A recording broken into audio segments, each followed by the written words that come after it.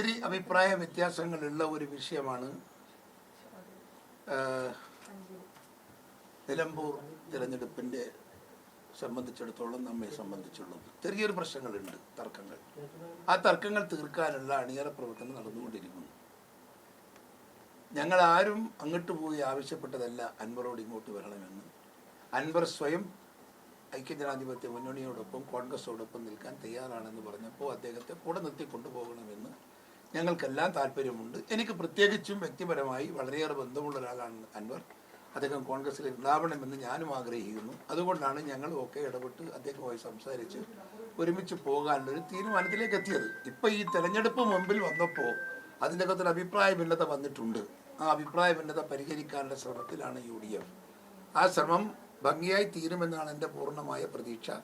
എന്തായാലും നിലമ്പൂർ നമുക്ക് നഷ്ടപ്പെടുമെന്നുള്ള വിശ്വാസം എനിക്കില്ല.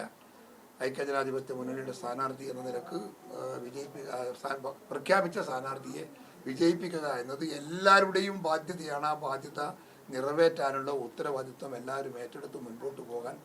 ഇനി അദ്ദേഹം വേണ്ട എന്ന് പറഞ്ഞ് ആരെങ്കിലും പ്രവർത്തിക്കുന്നുണ്ടെങ്കിൽ ആ പ്രവർത്തനത്തെ മരവിപ്പിക്കാനുള്ള ശ്രമം ഞങ്ങളുടെ ഭാഗത്തുനിന്നുണ്ടാകും. ഞങ്ങളൊക്കെ അദ്ദേഹം ഞങ്ങളോടൊപ്പം വരണമെന്ന് പറയുന്ന ആളുകളാണ്. ഞങ്ങൾ അദ്ദേഹത്തെ കണ്ടിട്ടുണ്ട്. ഞാൻ അദ്ദേഹത്തെ നേരെ കഴിഞ്ഞ ദിവസം 2 ദിവസം മുമ്പ് അല്ലല്ലേ 2 ദിവസം മുമ്പല്ലേ 2 ദിവസം മുമ്പ് ഞാൻ അദ്ദേഹത്തെ നേരിൽ കണ്ട് സംസാരിച്ചിട്ട് UDF-ഓടൊപ്പം വരണം, കോൺഗ്രസോടൊപ്പം വരണമെന്ന് പറഞ്ഞിട്ടുണ്ട്. വരാമെന്നും എൻ്റെ വികാരം ഉൾക്കൊണ്ടുകൊണ്ട് ബാക്കിയുള്ള തീരുമാനങ്ങളിൽ കോൺഗ്രസ് സഹകരിക്കുമെങ്കിൽ ഞാനടക്കം നിങ്ങളോടൊപ്പം ഉണ്ടാകും. അപ്പോൾ പൊതുരംഗത്ത് ഞങ്ങൾ ഇറങ്ങി വർക്ക് ചെയ്യുമെന്നുള്ള ഉറപ്പ് എനിക്ക് തന്നിട്ടുണ്ട്. അദ്ദേഹം പറഞ്ഞിരിക്കുന്ന ആ ആവശ്യം പ്രതിപക്ഷ നേതാവ് ഒറ്റക്കെടുക്കേണ്ട തീരുമാനമല്ല. അത് പാർട്ടിയുടെ നേതൃത്വം മൊത്തമായി എടുക്കേണ്ട തീരുമാനമാണ്. അത് പാർട്ടിയുടെ മൊത്തം നേതാക്കന്മാർ ഇരുന്ന് ചർച്ച നടത്തി അതിൻ്റെ പുറത്ത് തീരുമാനമെടുക്കും. What ever it may be. നമ്മൾ അങ്ങനെ ഒരു പൊതുവായി നമ്മൾ ഉയർന്ന ലീഡർഷിപ്പ് ഒരുമിച്ചിരുന്നൊരു ചർച്ച ഇതിന് പുറത്ത് നടത്തിയിട്ടില്ല. അത് സത്യം. പുതിയ പ്രസിഡന്റ് വന്നു. പ്രസിഡന്റിൻ്റെ സാന്നിധ്യത്തിൽ നേതൃത്വത്തിൽ ഒരു ചർച്ച അനിവാര്യമാണ്. അത് പെട്ടെന്ന് നടക്കുമെന്നാണ് എൻ്റെ വിശ്വാസം.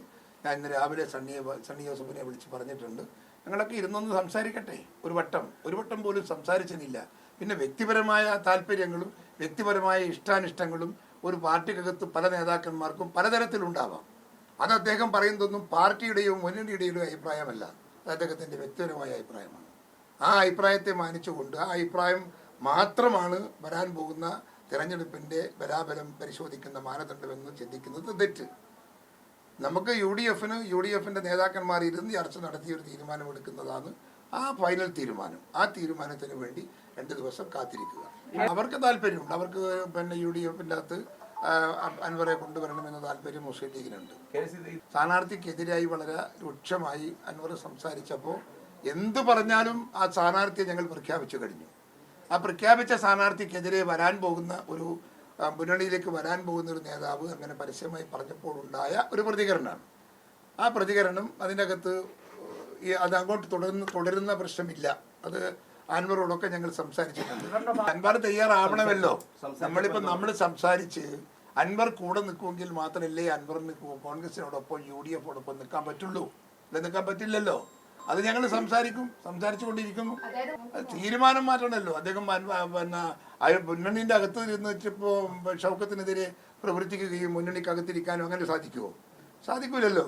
അദ്ദേഹത്തിൻ്റെ പുറകിൽ ആളുകളുണ്ട്, അദ്ദേഹത്തിന് പിന്തുണയുണ്ട്. ആ പിന്തുണ ഒരു നിർണായക ശക്തിയാണ് എന്നാണ് എൻ്റെ വിശ്വാസം.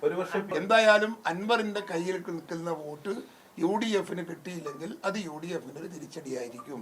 അല്ല, അദ്ദേഹം അത് കോൺഗ്രസിന് കൊടുക്കാൻ UDF-ന് കൊടുക്കാൻ തയ്യാറായാൽ അത് നമുക്കൊരു അസറ്റ് ആയിരിക്കും. എൻ്റെ വ്യക്തിപരമായ ആവശ്യം അൻവറിനെ മുന്നണിക്കകത്ത് UDF-ൽ കൊണ്ടുവന്ന് കൂടെ നിർത്തണമെന്നാണ് എൻ്റെ അഭിപ്രായം. വ്യക്തിപരമായ അകൽച്ചയൊന്നും ഒരു മുന്നണി സംവിധാനത്തിൽ ഞങ്ങൾ ആരും പരിഗണിക്കാൻ പോകുന്നില്ല. എന്തായാലും ഘടകകക്ഷിയാക്കണം.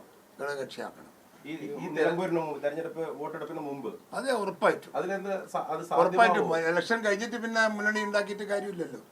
അതുകൊണ്ട് ആവുന്നുണ്ടെങ്കിൽ ഇലക്ഷന് മുമ്പേ ഉണ്ടാവണം. എങ്കിലേ നമ്മളെ തീരുമാനത്തിന് വിലയുള്ളൂ, ഗുണമുള്ളൂ. അല്ലെ